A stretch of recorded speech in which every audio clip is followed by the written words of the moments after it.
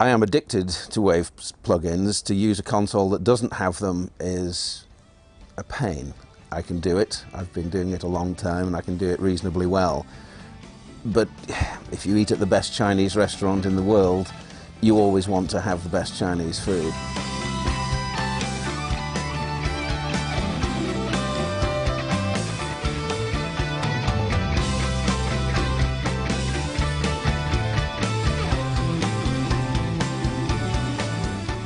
My name is Glynn Wood. I'm a live sound engineer for approximately 35 years now. Currently working with Zappa Plays Zappa.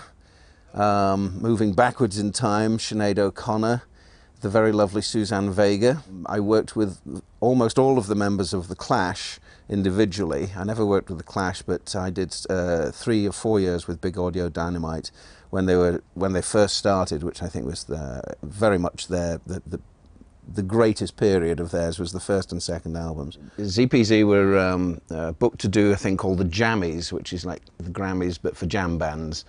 And that was being held at Madison Square Garden Theatre, the theatre below MSG. So we had 1 day's rehearsal, I think, in a rehearsal studio in New York. Went in and did, I think it was probably only a 40-minute performance.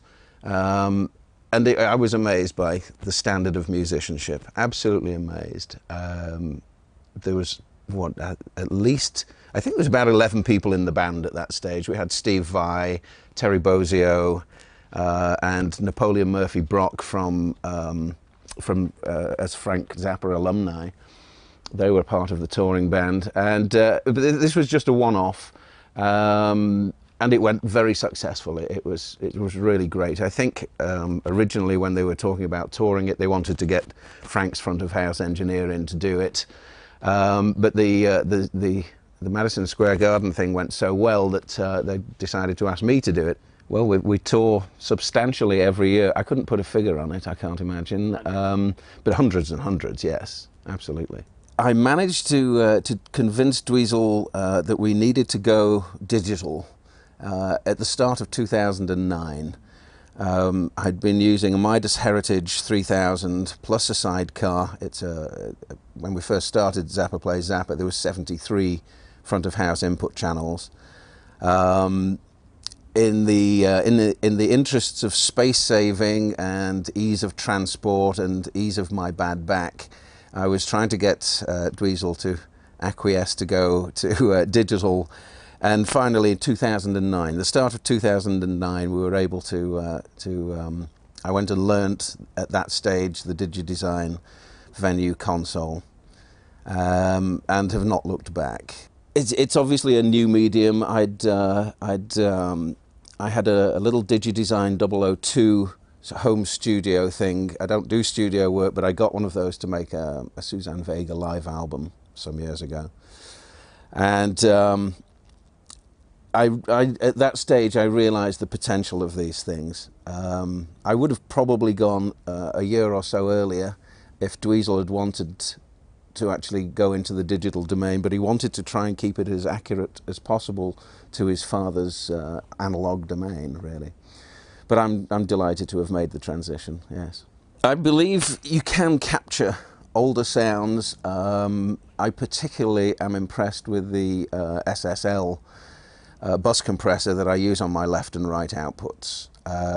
It's a splendid glue that holds the entire mix together, and it does it. I can't say that it makes it sound analog.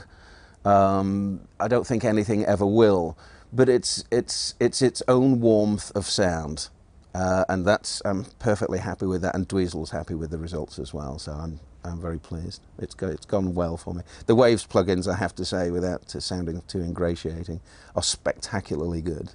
I use the Renaissance Max stuff on everything. I use vocal compressors.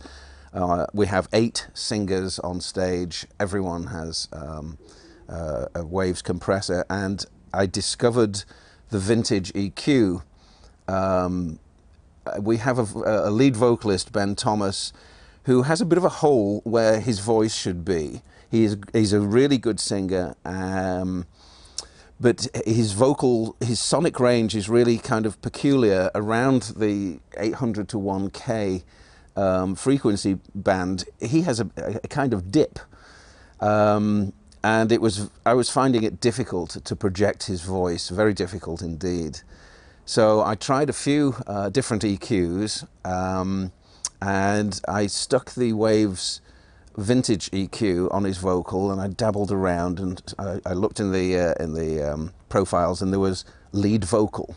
So I clicked on lead vocal, and his voice just opened up. It just became completely and wonderfully usable, and the articulation it's just fantastic. It opens the sound out to such a wide degree. It's totally audio friendly. I love it. I've discovered the C1 for my keyboards. We have a very enormous, our new keyboard player has a very wide dynamic range on his keys, because they're recreating the analog sounds digitally on their own keyboards and in computers now. And some of those old analog or early digital synths that George Duke would use are very squeaky, pierce your eyes sort of sounds. So I try and tame them down, and a C1 just does it absolutely wonderfully. We've not toured our own production for quite some time. We've been using local productions, and I stipulate as much as possible that it's going to be a DigiDesign profile for front of house.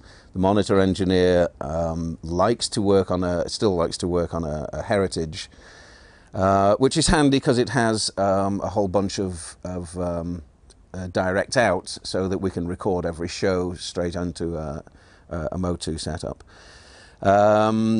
I love the profile. I learnt on the D show, and then the profile came along, and it's a tiny footprint.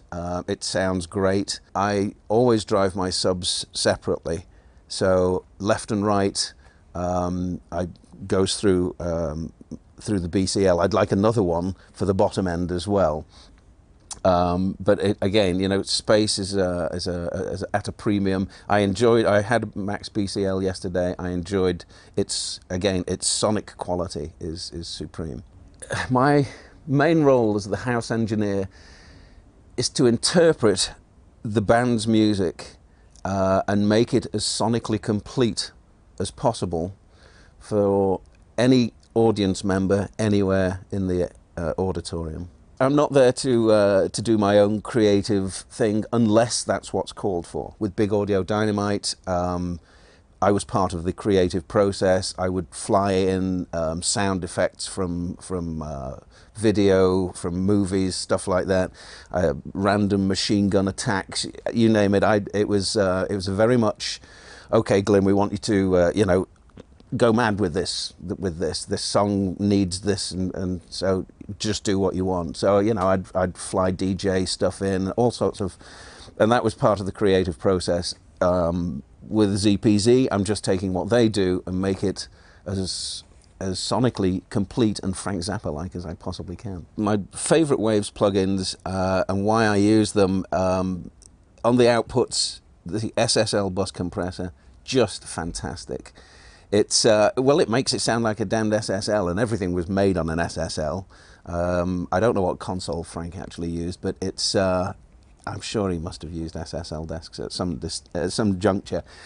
It just glues everything together really well. Adds a sonic quality that is it's warm, smooth, but adds impact, which is exactly what I'm looking for. Vocal compressors, I can't live without them. That's just how that is. The Renaissance vocal compressors are untouchable. I've tried lots of other ones. Obviously, people say, "Ooh, I won't have a go at this one," and I'll happily try other people's stuff. But if you look at my screen, it's just Waves. We do our best to make it as accurate as possible. The band. We may play a version of a Frank Zappa song that Frank never played, because we've combined. He made so many different versions of a single song, So we may take a part of one version and marry it with a part of another, but that's only something that Frank would have done anyway. He did exactly the same stuff himself. So we feel that we are doing our utmost to truly recreate Frank Zappa's music.